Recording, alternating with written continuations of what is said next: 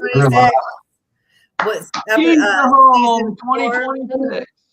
technically episode 1, our launch of our new season. Lance started off before they have what they call bump music, and Lance was playing REO Speedwagon Roll with the Changes, which is what we're going to talk a lot about today. And then Mark and I were just jamming out to some Beastie Boys. I got my, and this is my cup. This is how I show up. I mean, right. That's right. Big cup. So as always, let's talk a little bit about what we've seen the last week. And then we'll start about like what we're going to talk about this episode is what's going on in our worlds, like our business worlds, like in our industries and in our professions for individually. But what have you seen this last week, Mark, just that you want to share with everybody? What's going on? So the big story this last week was the administration talking about capping credit card rates at 10%. Lots of people are, and I've kind of seen where the administration has tapped down on that. But I think that I looked at a lot of the comments on some of the blogs after that was posted, and everyone, and I agree with a lot of people. Why are our credit cards sitting at 25 to 30% interest rates when our loans, mortgage rates are sitting at 5? I saw 5.01% on mortgage rates. I'll let Lance talk to that. That's the big story that came out. I think there's teeth to that. And why aren't they about 18 or 19? What's that? Like, why aren't they 18 or 19? Yeah, exactly. I mean, why are we so high in these interest rates? And I saw one comment, not to go too far into this before handing it off, but I saw one comment on the blog that said, I have an 850 credit score, and I pay off my credit card every month, but I did look at my interest rate, and I'm at an 850 credit score, and my interest rate is 30%. Yeah. How can if the question here is, if they are looking at if they're assessing the risk based on a credit score, then why is that person sitting at a 30% interest rate with an 850 credit score? Right. People need to start asking questions, or just, in my mind, don't you dare ask questions. We're the hoi polloi. Yeah, stop. Well, look, in my world, stop using credit cards. If you don't want to pay interest, it's that simple. Stop using them. Yeah. Or have the discipline, I should say, or follow that up with, have the discipline and the responsibility to not carry the balance from one month to the next. But understand, and then I'll shut up because I'm talking too much. But understand that if you use credit cards, you're accepting risk. If you can't, the minute you can't pay it off that month, and you carry a balance, that would be my first indication that you're spending too much, and you're overspending.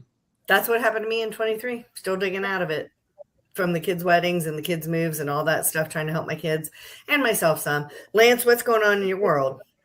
Or what did you see this last week? Because we're going to talk in depth about what's going on in the world later.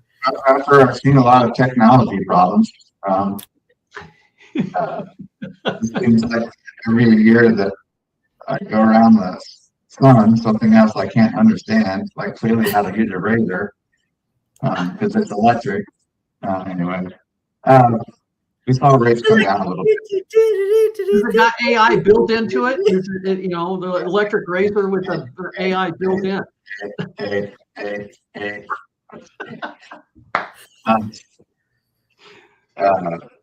Saw rates come down a little bit. With that, just the internet just exploded. The rates crashed. What you're saying? Yeah, with everybody. Oh, come on! I mean, every loan officer in the country is doing funny videos, myself included. It's like everyone woke up from a 3-year Rip Van Winkle sleep. Yeah. applications are up 28% week over week, and that's what I'm seeing. I'm speaking of one of you mentioned AI or something like that. I've started to play around with that a little bit. It makes me look a lot younger. I like that. Cleans up the teeth, whitens them a bit.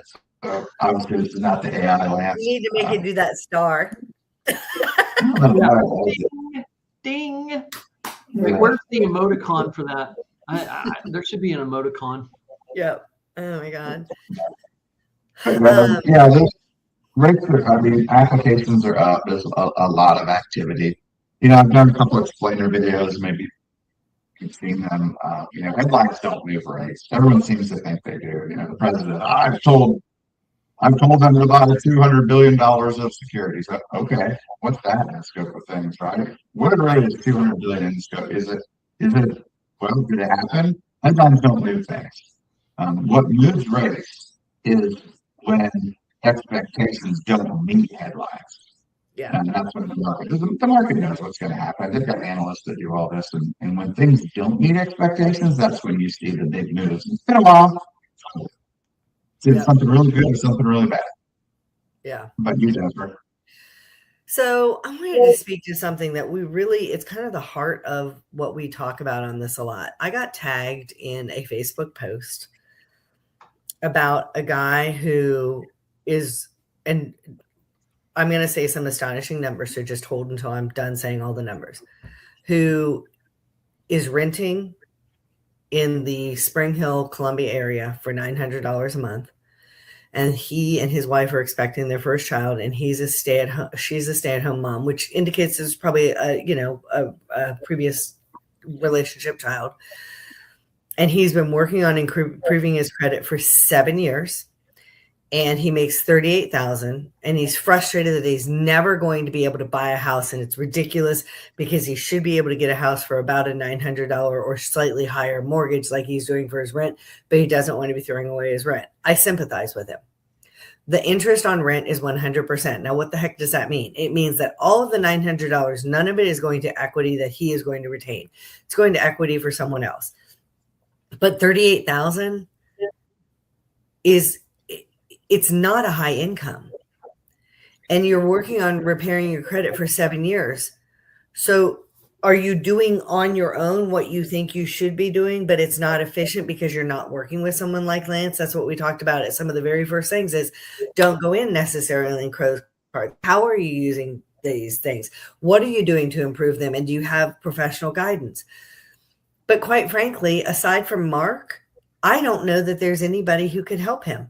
That's why Mark has got to be the first step on someone like that, because $38,000 is insufficient money to support what is now going to be a family of 4.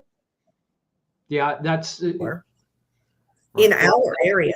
Now, I have a client who moved out of here and she's selling a home in middle rural Indiana or Illinois, and the house is listed at like $80,000.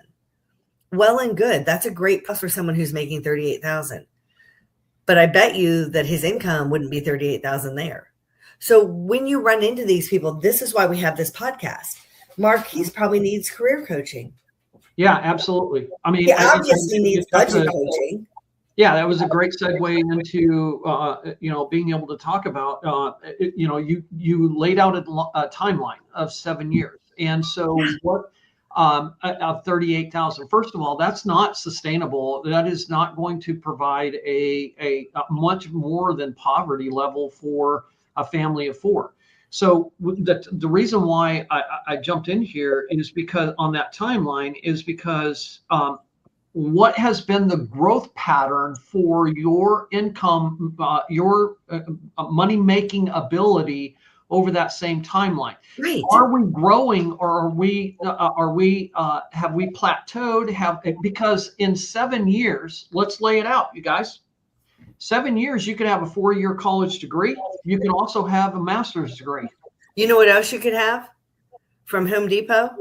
You can go in and get a trade certification. They're giving them out. Yeah, I threw college in there. But do you know how much you're going to make? Because we don't have trades.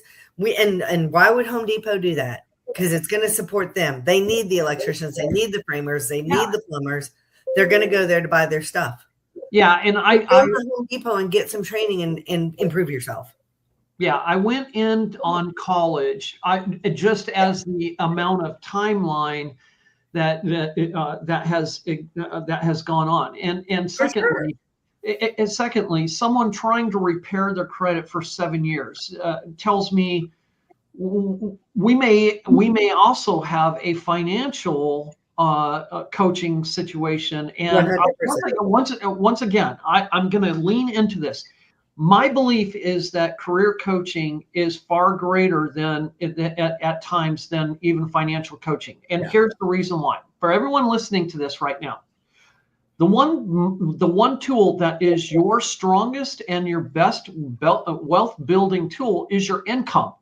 If you don't have a job that is going to handle and a pay and an income that's going to handle the four people in a family, then there is no finances at that. We have to have there's a balance between this, and there's an interconnection between your income and your job and your skills and where you're headed on your career and your ability to handle the stress and financial wealth building and debt elimination aspects of your life personally. Yeah, They're interwoven. They're interwoven, and they're connected at every level. Last thing I'm going to say: how are you handling your finances if you don't have a job? That's the prime example. That's why they're interwoven. Yeah, there's two things that you have to pay attention to, and that you have to manage, and that you have to budget, because you can't get them back easily. One, you can't get back, period. Your time and your money. And I always tell people, don't waste my time and money. I'll spend both on you as I need to. I'll invest in you, but don't betray me on it and don't waste mine. So Mark, do you want to go ahead and start with, since we've already touched on it a little bit, do you want to spend about, I don't know, 10 or 15 minutes, maybe 10, and tell us a little bit about what's going on with your financial coaching world and what's going on with your professional trajectory for 2026? Yeah. Then Lance, I'm going to ask you the same thing, and then I'll answer too. Yeah, for me on the financial coaching side, I'm seeing a great deal of interest in people who have reached a point in their life where it's either one or the other, and I'm seeing the same thing in career coaching as well. What I mean by that, it's either a chaotic situation and or it's we've made progress, but we don't know where to go from here. And so in the coaching side of that, it's having an ability to sit down with a couple or a single person and asking them where do you, I'll just throw it out here, where do you see, in anyone listening to this, if this is resonating with you, I want you to answer the first question. Where do you see yourself financially 3 to 5 years from now? Right. When was the last time that you sat down and dreamt about what does life look like? We make yearly goals, but where is this 5 years from now? Or 3 years? And so. That's one aspect. Professionally speaking, for me, it dips into a lot of the career coaching, and what I'm finding on the career coaching. There's not a lot of gray area on the career coaching, Jennifer, and I want to open this up and have this discussion. Whether or not it's very chaotic, once again, very chaotic on one side, or it's very much, I've been in my job for 5 or 6 or maybe 10 years. I don't know what's next, and I don't know where to go. And so on the chaotic side, it's often met, and the same thing in my life, it's often met with I'm in a toxic work environment. I was brought in under the cultural perspectives that matched with my values in the company, but only to find that my manager does not have the same values and is not exercising a lot of the cultural values in the from what the business has as a vision. So it's very chaotic in that sense. Another thing that I'm running into is, any employers and HR people that are listening to this, what I'm finding is that they have written job descriptions that really, and they're interviewing people that are eventually taking jobs that really are, the job description does not match the skill set. And it's largely filling it with, well, we can hire people in to fill the spot, and then that frustrates the employee, and or the person that's coming to me and saying, I need out of this position because it's toxic. Like it's a bait and switch, is what you're saying. Like they're saying, I don't want to go like, like the job description says that we need this, but then when they hire you and it's this, that happened to me. I was applying way back when I managed bookstores. I was applying to be a section manager for Barnes and Noble when they came to Columbus, and B. Dalton and Barnes and Noble are owned by the same people. And the regional manager hijacked my resume, and I was 2 interviews in before they told me, actually, we're interviewing you for the B. Daltons downtown. And by that time, my current employer found out about it. I had no interest in going downtown. I had no interest in managing B. Dalton down there. That was a lateral to downward move for me, and I kind of got stuck in it. Okay, and this is a great place for me to jump in and say, before you start job searching, it is highly, highly, highly important that you understand and you're clear about what position you're looking for. Mm-hmm. On the employee side, we also, as a career coach, I also get caught into when I ask the question, what you know now about this job, take me back to the day that you accepted this job. What would you have told yourself? Mm-hmm. And, from the employer side or employee side, there's also a problem with, I took the job for a check. Mm-hmm. Well, here's the other side of this. You can't come in and say this is a toxic work environment and then say, well, I took the job because I needed a check. Yeah. Now, I understand that those that are not working or have been unemployed, I understand you may have to take something that doesn't match. I'm talking about people that have been in a position, they're making a move, and they're doing it without vetting the opportunity. How many people are just throwing out 100 resumes because the job title says engineer, and it just, and they're not glancing, they're not reading, does this job description actually fit my skill set? And I understand that there are systems that will weed out those as well, but if you need a job, you need a job. So right, exactly. But what I am saying is it's happening on both sides. Okay. And what's really deeply important about this is what I said earlier. We're walking into these things saying, oh, I just needed a check. However, you have $150,000 that you want to get out of debt. So you're walking into the number one wealth building tool with, I just need a check, and eventually finding a chaotic situation because your values and your skills don't match what the job description is, and you're unhappy, and then that is exacerbated by the lack of progress on your finances.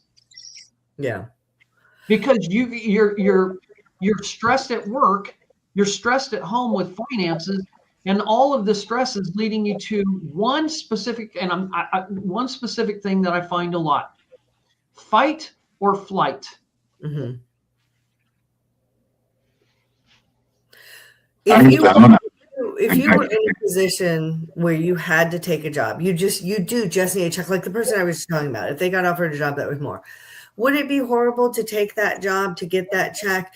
If you went in with the attitude that was, I'm going to see how I can be helpful for them and what I can learn here, that's not a bad thing, even if you knew it was a temporary kind of position of a year or two. You have to do what you need to do to take care of your family. Yeah, obviously. And we all do things that we don't want, that we're not always wanting to do. Going back to that situation, we have 7 years of a timeline, and we're at $38,000. Yeah. Let's dive. And if that person is listening to this podcast, please reach out to me, because I want us to find a path that is going to show your growth in your income, and especially with a family of 4 and a new child on the way. Yeah. All right, Lance, what are you seeing we've talked about it a little bit. Rates crashed. Everybody's applying for mortgages. No, what are you seeing in the mortgage business, and what's your trajectory for this year with what you're seeing for your personal development and professional? The AI is going to pick up on that. Rates crash. It's going to be out. Mark, I used to own crashed the rates. It was because of AI. Okay, I got it. All right. Yeah. Mark, my wife and I used to own a franchise of a coaching company in several different states, and we don't teach in America how to get a job. So anyone listening and watching, Mark can help out. It's you don't send a 22-page resume that shows how old you are. That's called ageism, and it's illegal. But it happens. You don't lead with it. Oh, absolutely. And the bots are looking for that, to reject people. Anyway. Hold on, Lance. Do you know how they really weed out the old people when you go in for your interview? You look at them. Yeah.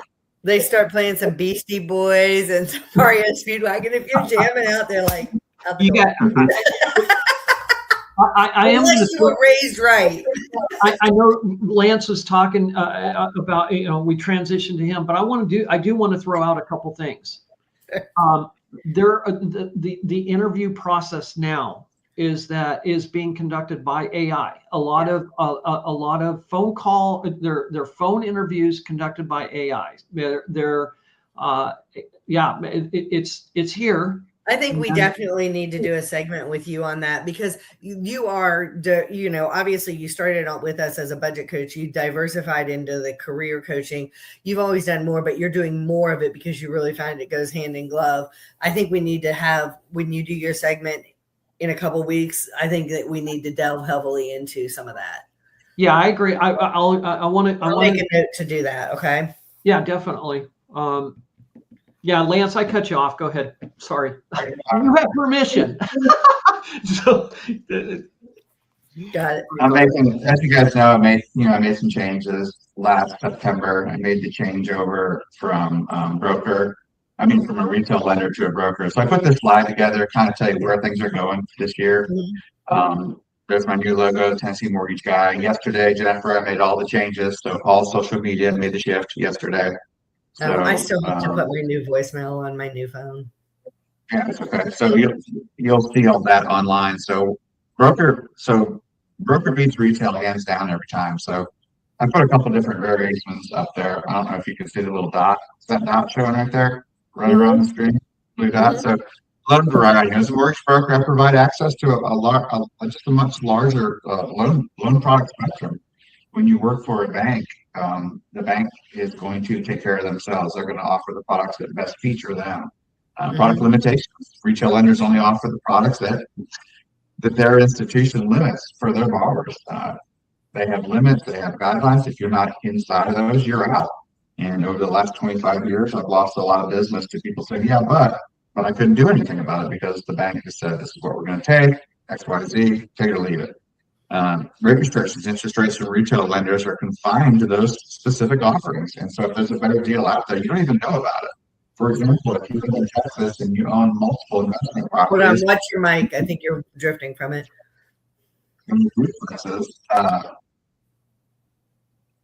What I was saying is, if you live in Texas and you have multiple investment properties and some are duplexes, a bank have an interest in that. So they're going to on that. And lastly, rate competitiveness. So broker secure competitive financing. When these last 25 years, I was working for one company. I had one rate sheet. When I start my day now, I have 100 different rate sheets to choose from. Mark said he saw an interest rate. I'm not going to say it again because the AI will pick up on it. It's not accurate. It's a number that someone got to, and in the fine print it shows how they get there. But I can say that the national average of Fannie and Freddie yesterday was 6.014. That was the national average. But rates are different for everyone. FHA rate is different than that. But and again, with all these investors, I can look at FHA, I can look at USDA, I can look at Fannie conforming. I can do one of the big shifts I'll be making this year, Jennifer, is you might know someone interested in this. People are doing bank statement loans, people that are doing stated income. We have a no ratio income loan, Mark. We talked about interest Hold on, rates. I want to ask you some questions about some of the things you've thrown out quickly. I want to give an example of somebody who went to their bank and they were qualified for like $225,000 with the bank's rates and with what the bank was willing to give. I feel certain that your rates overall, you're going to usually find an investor who can do a better rate for that person by what, you know, a 0.02, 0.03, something, maybe more. About 4% better, and just hands down. So can you, if somebody has approved for $225,000, which doesn't get much in this area, if you could get them a 0.25% better rate with spending the same monthly mortgage amount, what approval amount number is that? Because that is above history major math, but I know you can do it. Well, it'll take a second, but it really isn't that much. But 10,000 at that price point is huge. Well, 10,000. I'm doing a difference right now. Loan amount, 30-year term. Let's say 6.25 interest. The thing would be 353 if you went. That's not right. I don't know why I did that. Stand by. I'm going to do a 4% difference here. Okay, sorry. Remember, $61. $61 for every $61. And why he's doing that? I think it's. Are you done? Yeah, he's done. Yeah. Okay. $2 difference for 10,000. So it'd be 20 for every 9,000. Hold on, I couldn't hear you mumbled out. $2 difference for every 10,000 of borrowing. So for 100,000, it would be $20 difference in payment. Okay. You're asking how much more house they could buy. It's not a big number right now. Would it be up to maybe 235? Say again. Would it be maybe up to 235? And on a larger house, it's a larger amount. But what I'm saying is that we've had people that I've said, and not just that, but the fees. And so I'm like, check with him. And it's not because, it's because I like you and everything else. It's not because I'm forcing someone to go to you. It's because I've seen what you've been able to do for people. Now, you blew through really quick. What's a bank statement loan? For someone watching who doesn't know. Well, that's not a retail loan product. You're not going to go to your bank and say, hey, let me show you my bank statements from last year. Will you give me a loan? They're like, oh, no. But they'll want to get a loan that way, by the way, from the Fed, but just showing their statements. Yeah. A bank statement loan is where it's called a non-QM, non-qualified mortgage. So this falls outside Fannie and Freddie, but there are investors like Mark. Mark might be an investor that pools his money with others. And they will make a loan based on either 24 months of personal bank statements or 12 months of business account statements. Asterisk, there are limitations. They're going to look at what money's going in and out of that account, how long that account has been around. But the basis of the loan for income will be based on those bank statements and the deposit average of 1 year. So you might ask, well, what happens if there's a month there wasn't any income? What did I say it was figured on? Aggregate. Averages of the year. So personal accounts, they're a little bit harder because there's a lot of stuff going on in personal accounts. Business accounts where people are running personal money in and out of that account can be a problem. I bet you're going to ask me, what is a no ratio loan? A no ratio loan is where we're not even looking at income or assets. We're basically making sure the person has a down payment amount and a certain credit score. I talked about that a little bit last week on the podcast where I had a realtor, long time realtor in the past, tough year. Wait, you're bleeping out. Oh, maybe you froze. Did we lose him? Two different things I'm on. broker that I can offer people. Yeah. Yeah. So sometimes better rates on all kinds of different products. And some of the places that you've worked for, they haven't even really, they could do a USDA, but they really don't bother. They could do I've heard some people that don't play with VAs. So it's just crazy that you can offer so many things now. And then, there's what? I don't want to concentrate on rate, Jennifer, because no, but think about it. I lost rate, you. I'm here. Okay. Rate that's what they want to point us to. That's what they they want to point us to. But sometimes, like for example, I had a borrower recently that we were looking at a conforming loan. And the conforming loan, the credit wasn't perfect. It wasn't above, it was below 700. And conforming looks at below 700 like there's something wrong with it. But FHA embraces that. So I talked to this person, and when we looked at the FHA rate, even though it had mortgage insurance, it was several $100 less than conforming. And it was kind of an aha moment for them to be like, wait a second, why is that? It's because that's how FHA is designed. However, it's not a long-term solution. It was an intermediary to get this person between where they are now and where they wanted to go. They were cognizant of that. And I have to remind myself, I will tell you, when I was having a conversation with that person, I was like, yippity, yippity. I'm like, wait a second, let's look at FHA. I haven't done that for a while. Yeah. And it was, for both of us, it was like, wow, I think you should delve deeper into what really, like, I know you're going to talk soon about like the process of getting a loan, because it's just a mystery to a lot of people. But I think you should do a delve into what really should a borrower be looking at and analyzing when they're helping to choose a loan, when they're helping to choose their loan officer. I think that'd be a great deep dive for you. I think it would be awesome. And because everybody does focus rate.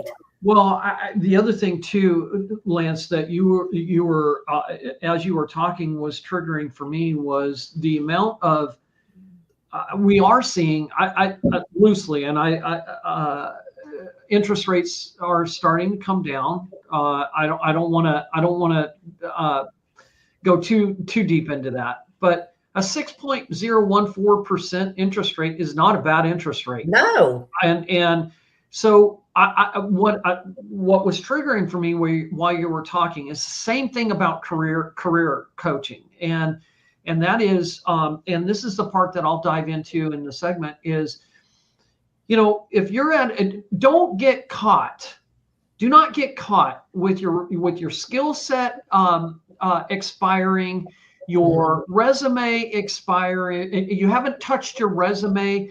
It's the same. The perspective of that is the same thing for searching for a home. If you want a home, your goal is you sat down and said, I want to buy a house in 3 or 5 years. Mm-hmm. It's not the time now is to start looking at what all of the things that I'm going to need to do. Don't sit there and go, you know what? I've been doing this for 7 years. Now I want to buy a house. Let me go buy a house. My son literally told his friend, who is his roommate, that last night. His friend said that he wants to, he bought a car from me, $3,000-$4,000, cash car. It works, it runs. Is it fancy? No. Does it have occasional issues? A little bit, nothing, gravitous. But he said to him, he goes, I want to go buy a new car, not new, but a new car. And Will goes, if you want to buy a house someday, what you should do, because this is what Will's little bit of a snag was, is and Mark don't have a fit, but like get a $300 credit card that you maintain correctly, then get your car. And also when you're getting your car, don't have such a huge payment. And he wasn't, I don't know if he was really listening to Will. They're both the same age. They're 23.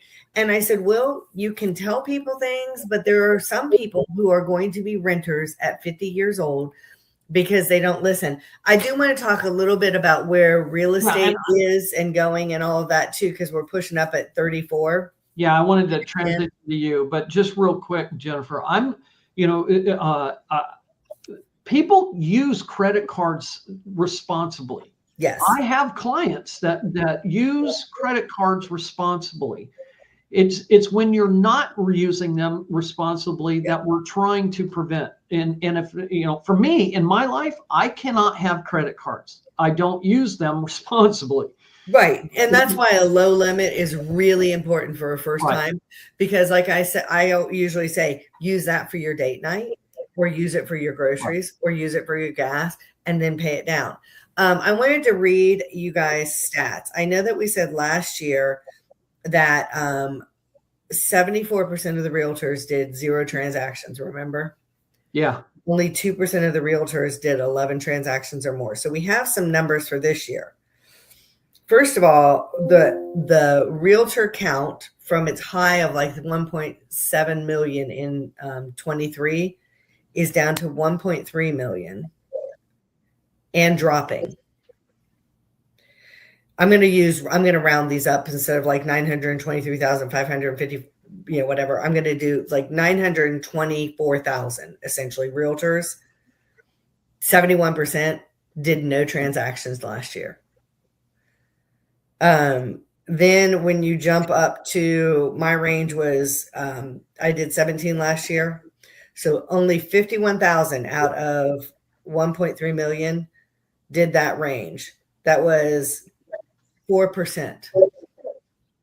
Top 4% of realtors did 4 transactions or more. Now, 0.2% did 100 to 300 transactions. It's a very rare individual realtor who does 100 to 300 transactions. That's not a team running everything under that realtor name, right? All that to say, there are a lot of realtors getting out of the business.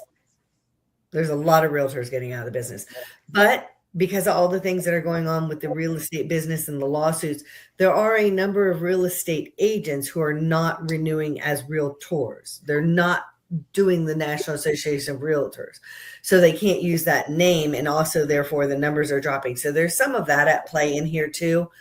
91% of home sellers, highest number in years, used an agent to sell their home. Because the stats are coming out that people who sell their homes themselves usually leave 10% of their equity on the table. Oh, I don't want to hire a realtor. I'm going to say the number. Everybody thinks it's 3%. Newsflash, it's negotiable. It's negotiable. But everybody thinks it's this amount, right? Whatever it is. It's not 10%. I don't know a single agent who charges 10%. So why would you not use an agent and get more money back and have less strain and have that intermediary? I always say I have a horrible poker face, but I've got a stellar poker brain, and you can tell me things that I don't have to disclose or that I shouldn't disclose. I'm not talking structural stuff on your house. I'm talking things that would make your deal attractive. You don't show your poker hand. So that brings up a recent a few years ago. I had a person who was arguing with me about the commission rate, it's always 6%. You always pay 6%. It's always it's going to be 6%. That was one of the lawsuits, right? And I said no, that is a negotiable rate, and that varies, I think, also on the type of market that we're in, whether it's a buyer's market or it's a seller's market. If it's a buyer's market, Mark, some brokers, broker owners said to their real estate agents, if you're at my brokerage, you must not take a transaction for less than this percent. Gotcha. You can negotiate higher, lower, whatever. But that's one of the things I love about benchmark. First of all, we're the benchmark that agents compare themselves to. They're all producing agents. I guarantee that 4%, the benchmark is running on those high numbers. But because there's not a 30 or 20% that I have to give to my broker, I'm on a 100% model. I have fees per transaction. Because of that, I have a lot more latitude in negotiating different things, and I do use that as a competitive edge when we need to get a transaction closed. There was something else I was going to say with the numbers. Oh, the other thing that people don't know, Mark? What's that? You can fire your agent. If you're in the middle of a transaction, you don't have to wait for the contract to expire. But guess what? If you're being a butthead, your agent can fire you too. Yeah. Yep. And I've done it. I fired a buyer. I came really close to firing a seller, but I got him under a contract. And so I was like, I'm just going to ride it out. Because, the other thing is realtors don't get paid until we close the transaction, right? Right. And I was going to say, change soon. Right. I bet it's going to start doing what you do when you do a lawyer, you put them on retainer. Yeah, a deposit. One thing I was going to say in regards to the comment that I made about the negotiable rate, people, please understand that is affecting a realtor's money. And, right.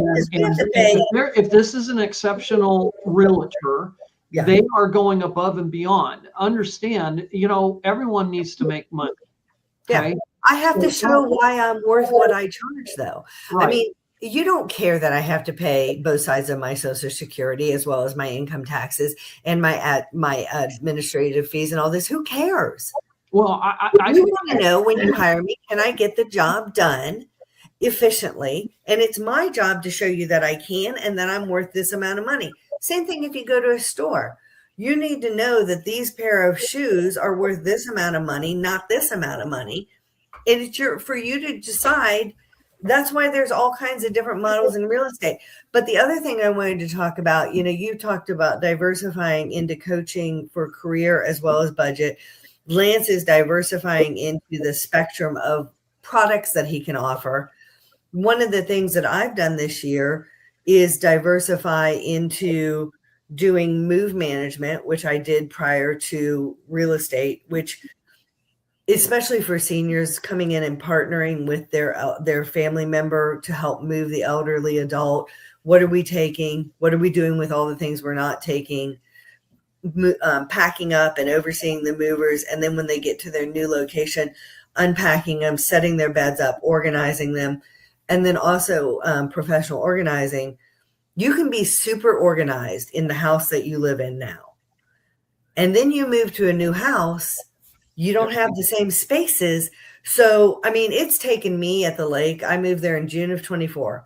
And I'm just now getting very organized to the point where I like my environment that I've created, my systems that I've created. Now, part of that is because I had my daughters moving stuff back in. I had Tim moving stuff in from it. So there was a lot of ins and outs.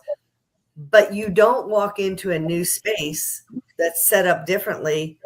It's not quite as bad as square peg in a round hole, but you have to figure out how to reorganize in that space. So I've diversified into move management, organizing to go with my real estate. And I licensed in Alabama because I'm close to the line down in Winchester.